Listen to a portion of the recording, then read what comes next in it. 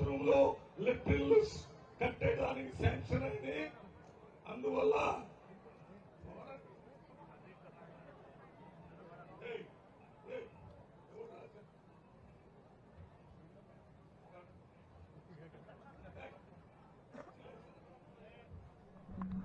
ఇంకా అచ్చంపేటకు సంబంధించే కాకుండా కలవకుర్తి కూడా ఇచ్చారు, వనపర్తి కూడా ఇచ్చారు, అదే రకంగా మన గద్వాల్లో కూడా ఇచ్చారు. పార్లమెంట్ లో 4 జిల్లాలు వచ్చినాయి ఇప్పుడు. అందువల్ల అన్ని చోట్ల కూడా మాట్లాడాల్సిన అవసరం ఉంది. ఇవాళ ఇక్కడికి వచ్చింది కృష్ణారావు గారు పెట్టిన చేపల కూర, చికెన్ కర్రీ తినిపోవటానికి కాదు. ఇక్కడికి వచ్చిన ప్రజలకి ఈ రాష్ట్రంలో ఏం జరుగుతుంది, ఢిల్లీలో ఏం జరుగుతుంది, అన్ని విషయాలు ప్రజలకు ఒకసారి మాట్లాడుకోవాలనే ఇక్కడ రావటం జరిగింది. అంతేగాని నీ పేరేంటి?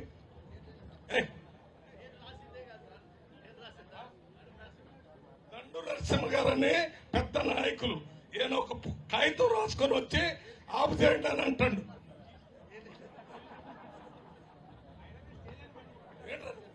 అవతల వాళ్ళపై కూర్చోపను ఎవడు పెట్టాడు ఇక్కడ?